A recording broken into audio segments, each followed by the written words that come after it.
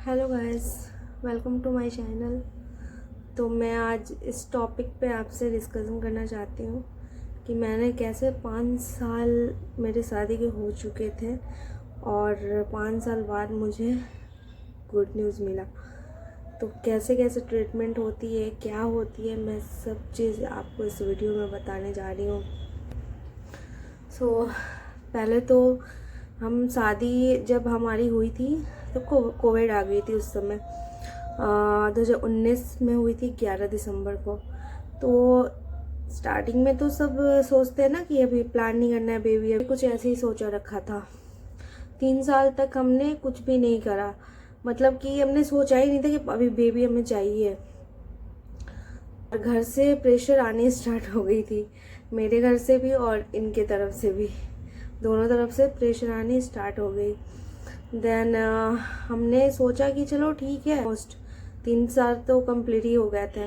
हमने सोचा कि चलो इस बार हम ट्राई करते हैं कि कुछ कुछ हो ही जाए। तो हमने ट्राई करा,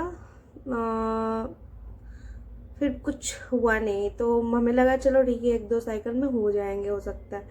तो फिर हमने कंटिन्यू किया, फिर हमारी कुछ भी नहीं हो पाई। और अचानक से फिर उसके बाद अचानक सारे चीज़ सही थे। फिर मुझे फीवर आया और फीवर की वजह से या कुछ और भी, मतलब दवा के कारण मुझे साइड इफ़ेक्ट हो गया, जिसके कारण मुझे टिनिटस हो गया। टिनिटस में क्या हुआ, 1 साल तक मुझे सेम चीज़ की दवाइयाँ, मेडिसिन वगैरह सब लेनी पड़ी।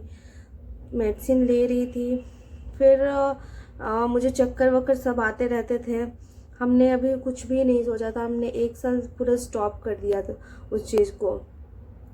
फिर 1 साल के बाद मैंने सोचा कि चलो ये तो रहेगा ही, ये तो अभी तो जाने वाला है नहीं, तो हम ऐसे बैठे क्यों रहेंगे। हमने सोचा चलो कुछ चेकअप वगैरह करवा लेते हैं कि क्या है, क्यों नहीं हो रहा है। तो जब हमने चेकअप कराया तो सारा रिपोर्ट नॉर्मल था, मेरी भी रिपोर्ट नॉर्मल थी और मेरे हस्बैंड की भी रिपोर्ट नॉर्मल थी। फिर हमने सोचा कि जब चलो हो सकता है कुछ दवा के सपोर्ट से ही हो जाए।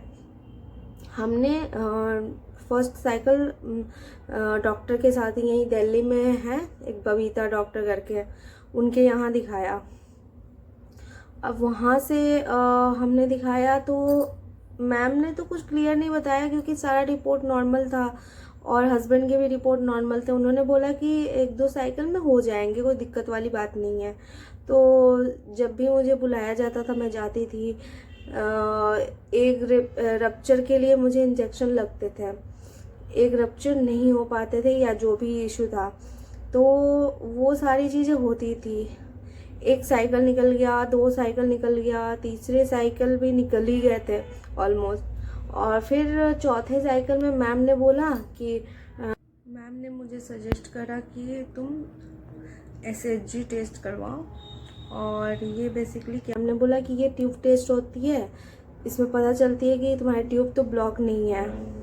हमने बोला ठीक है, ओके। तो उसके बाद मैम ने सजेस्ट करा था ये तुम एनेस्थीसिया से लोगे या फिर विदाउट एनेस्थीसिया। तो मैंने पूछा कि मैम इसमें पेन होता है या क्या होता है। मैम ने बोला कि पेनफुल तो होती है ये चीज़, लेकिन अगर तुम्हारे ऊपर है कि तुम किस नॉर्मल कराना चाहती हो या एनेस्थीसिया लेकर करवाना चाहती हो। तो मैंने तो एनेस्थीसिया से ही करवाया था। उसके बाद जब मैं उठी तो मेरे वो भी रिपोर्ट नॉर्मल थे, सारे रिपोर्ट नॉर्मल।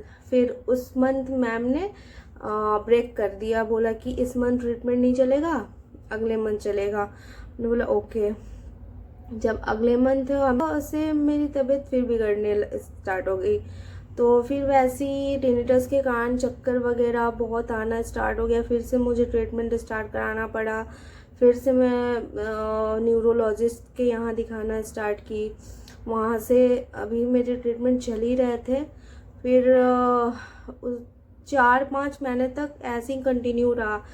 शादी के 4 साल भी हो गए थे, 4-4.5 साल हो गए थे, 4.5 साल हो गए। हमें स्ट्रेस हो गया था कि क्यों ऐसे हो रहा है, जब सारे रिपोर्ट नॉर्मल हैं, सब चीज़ सही है, तो फिर क्यों नहीं हो रहा है। और डॉक्टर पे भी ना कभी कभी भरोसा उठ जाती है, ये चीज़ें बार बार दिखा के। फिर मैं अपने होम टाउन चली गई। होम टाउन में मैं पटना में मेरी भाभी रहती हैं, वहाँ से एक डॉक्टर है, डॉक्टर ममता, उनसे हमने दिखाया था। तो उन्होंने बस मेडिसिन देकर बोला कि ये 3 मंथ खाओ और अगर नहीं होता है तो फिर मुझसे मिलो। वो 3 मंथ भी ना हम मेडिसिन लिए, 3 मंथ के बाद भी कुछ भी नहीं हुआ, कुछ भी नहीं। और मैं परेशान होने लगी। मेरे हस्बैंड बोले कि देखो इतना स्ट्रेस मत लो, होगा, हो जाएगा, सब सही है। फिर अचानक से मेरे दिमाग में आया कि चलो जो इनफर्टिलिटी स्पेशलिस्ट है उनके पास चलते हैं, वहाँ से हम लोग कराते हैं, एक बार देखते हैं क्या है क्या नहीं है। तो हमने ऐसे ही गूगल पे सर्च करा था, अपोलो हॉस्पिटल के हमने सर्च करा था। तो एक हैं डॉक्टर विद्या सिन्हा है, उनसे हमारा फर्स्ट कम्युनिकेशन यही हुआ था। मैम ने सारे हमसे पूछा था कि क्या है क्या नहीं है। हमने बोला था मैम हमने 1 साल तक ट्राई किया मेडिसिन से भी और नॉर्मल भी, बट ऐसा कुछ हुआ नहीं, तो आप हमें कुछ सजेस्ट कीजिए। मैम ने तो बोला कि चलो ठीक है, मैं पहला साइकिल देखती हूँ तुम्हारा कैसे क्या है क्या नहीं है। तो मैम मुझे बुलाती थी और हर 2 दिन पे 3 दिन पे एक देखने के लिए, एक कितने साइज के हुए, कितने MM के हुए, ये सब देखने के लिए बुलाती थी। अल्ट्रासाउंड होता है, TBS वगैरह होता था, ये सब हुआ। फिर रप्चर के लिए मैम ने हमें ये बात बताई कि तुम्हें माइल्ड PCOD है। ये चीज़ किसी डॉक्टर ने मुझे नहीं बताया था। तो जब मैम ने बोला कि माइल्ड PCOD है तो मैं थोड़ा घबरा गई कि फिर PCOD में तो कंसीव ही नहीं होता है, फिर कैसे क्या होगा। तो मैम ने बोला कि देखो हो जाएंगे, तुम्हारे माइल्ड है, उतने ज़्यादा नहीं है, डाइट पर ध्यान दो, अच्छी चीज़ें खाओ, हेल्दी रहो, और जैसे जैसे मैं ट्रीटमेंट चलाती हूँ वैसे वैसे होगा सब चीज़। तो उस वाले फर्स्ट साइकिल में मैम से ट्रीटमेंट लिया था हमने, तो उस ट्रीटमेंट में तो नहीं हुआ, मेरे पीरियड्स आ गए। फिर नेक्स्ट मंथ में हमारा ट्रीटमेंट स्टार्ट हुआ। मैम ने एक को बढ़ाने के लिए भी, मतलब एक को बड़े होने के लिए भी इंजेक्शन दिया, एक को निकालने के लिए भी इंजेक्शन दिया। फिर ये सारी चीज़ें मेडिसिन वगैरह जो भी सपोर्ट के लिए होती वो चली। और उसके बाद जुलाई में जाकर 2024 जुलाई में 20 जुलाई को मेरे लास्ट पीरियड आए थे। फिर मैम ने ट्रीटमेंट अपना स्टार्ट करा था। मैम ने बोला था कि तुम इतने को टेस्ट कर लेना। तो मैंने बोला ठीक है, ओके मैम। तो फिर अगर मेरे पीरियड डेट के 7 दिन पहले ही मैंने टेस्ट किया था, 7 दिन पहले। तो मैंने चेक करा था उस समय, तो मेरे तो उसमें 2 लाइन आ गए, भगवान की कृपा रही हमारे ऊपर, 2 लाइन आ गए। और उस दिन हमारी खुशी का ठिकाना नहीं रहा कि मतलब इतने कम ऑलमोस्ट 2-3 साल के बाद हमने इतने कोशिश करने के बाद ये मैम ने जाकर हमें बताया कि तुम्हें PCOD है, ये है, ऐसे है, वैसे है। बाकी किसी डॉक्टर ने मुझे कुछ नहीं बताया था।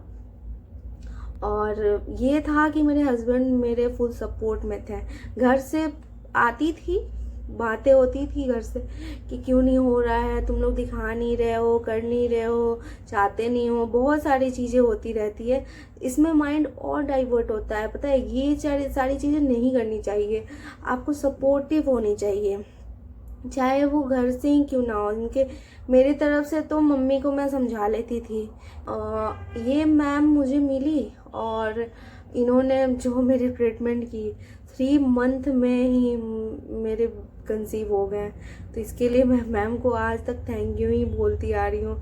अभी मेरे 6 मंथ चल रहे हैं। तो मैं ये वीडियो आज आप लोग के साथ शेयर कर रही हूँ। अगर कुछ भी आपको मुझसे इस बारे में पूछनी होगी तो आप लोग प्लीज़ कमेंट करना और बेझिझक पूछो, जो पूछना है वो पूछो, मैं सारी डिटेल्स बताऊंगी, कैसे क्या हुआ क्या नहीं हुआ। और आप लोग प्लीज़ बताइएगा कि आपके इस जर्नी में कैसे कैसे आपके साथ हुए, क्या चीज़ें हुई। मेरे साथ तो ये सारी चीज़ें हुई है, तो मैं आपको शेयर कर रही हूँ। और हाँ, अगर आपको जाननी है कि जब बेबी कंसीव होता है तो कैसे फील होते हैं, बॉडी में क्या क्या महसूस होता है, वो सारी डिटेल्स मैं बताऊंगी। वो भी जो जो मेरे साथ हुए वो मैं क्लियर बताऊंगी। ये नहीं कि हम ऐसा होता है, वैसा होता है, ये होता है, ये बिल्कुल नहीं बताने वाली हूँ मैं। जो क्लियर है वही मैं बताऊंगी। तो प्लीज़ आप लोग कमेंट करना और बताना क्या है क्या नहीं है। Thank you, bye.